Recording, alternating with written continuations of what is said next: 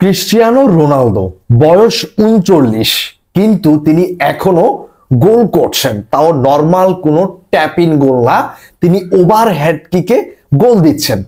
Last match পোল্যান্ডের বিপক্ষে তিনি এই গোলটি করেছেন, ওভার হেড কিকে কিংবা বাইসাইকেল কিকে তিনি এই গোলটি করেছেন।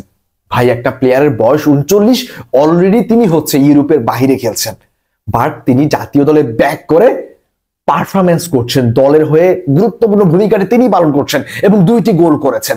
আপনি আসলে এদের কাছ থেকে কি চান আর কি চাইতে পারেন? একজন রোনালদো ফ্যান, আপনি রোনালদোর কাছ থেকে আর কি আশা করতে পারেন? হয়তো একটা বিশ্বকাপ তার কাছ থেকে আপনি চাইতে পারেন, সেটা হয়তোবা হতেও পারে বা নাও হতে পারে, বাট এদের কাছ থেকে আর কিচ্ছু চাওয়ার নাই। লিওনেল মেসি, ক্রিস্টিয়ানো রোনালদো, আপনি এদেরকে ফুটবলের বাইরে রেখে এখনো কথা বলতে পারতেছেন না। দেখেন, তারা কিন্তু এখন তাদের সেরা যুগে নাই, সেরা ফর্মে নাই, তারা তাদের সেরা সময়টাতে নাই।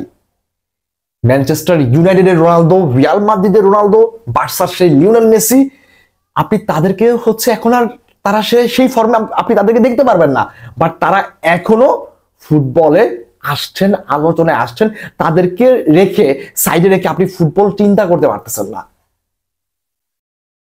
কখনো পারবেনও না। অদূর ভবিষ্যতে এই Lionel Messi, Cristiano Ronaldo legend তো হবেনই, বাট এরা লিজেন্ডের লিজেন্ড।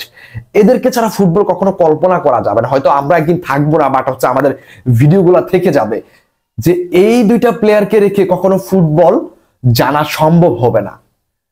এই দুটা ফুটবলারকে নিয়ে গবেষণাগার হবে, ফুটবলের পাঠ্যপুস্তকে, ফুটবলের প্রথম পাতায় এই দুইটা প্লেয়ার থাকবেন। হ্যাঁ, অনেক লিজেন্ডারি ফুটবলার রয়েছেন, প্রত্যেককে আমি সম্মান করি, প্রত্যেকের প্রতি আমার শ্রদ্ধা রয়েছে, বাট এই দুজন ফুটবলারের লেভেলটা ভাই অন্যরকম, আলাদা। এরা একটা সময় যেইভাবে প্রতিদ্বন্দ্বিত্ব করেছে, একে অপরের রাইভ্যালিটি সৃষ্টি করেছে, এটা অন্য কোনো ফুটবলারদের পক্ষে সম্ভব হয়নি এখন পর্যন্ত ফুটবলের ইতিহাসে, এবং এটা কখনো কেউ করতে পারবেনও না। এখন অনেকেই মেসিকে গড বলতে পারেন, আবার অনেকে রোনালদোকে গড দাবি করতে পারেন, but as a Messi fan হিসেবে, আমি যেহেতু মেসি ফ্যান, আমি লিওনেল মেসিকে আমি গ্রেটেস্ট অফ অল টাইম মানবো। বাট দেখেন, আপনি এর পরও কিন্তু আমি রোনালদোকে ফালাইতে পারতেছি না, কারণ মেসির একমাত্র প্রতিযোগী এই ক্রিস্টিয়ানো রোনালদো, যিনি এখনো পারফরমেন্স করছেন। সৌদি প্রো লিগে খেলছেন একটা প্লেয়ার, যিনি জাতীয় দলে ব্যাক করে ভাই দলের সেরা পারফর্মার তিনি হচ্ছেন।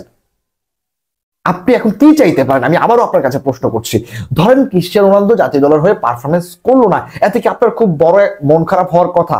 কখনই না, কারণ এরা অনেক দিয়েছে ভাই, এরা আর কি দিবে আমাদেরকে? বাট এরপরও আমরা তাদের খেলা দেখি, তাদের কাছ থেকে আশা করি যে তারা কিছু একটা করুক আমাদের জন্য, এবং তারা সেটা এখনো প্রতিনিয়ত করে যাচ্ছে। লিওনেল মেসি যেরকমটা ইন্টার মায়ামিতে করছে, জাতীয় দলে করছে, ঠিক সেম ভাবে ক্রিস্টিয়ানো রোনালদো সৌদি প্রো লিগে আল নাসরকে জিতানো ট্রাই করতেছে, গোল করছেন, এবং অন্যদিকে জাতীয় দলে এসে তিনি তার সেরা পারফরমেন্সটা করছেন।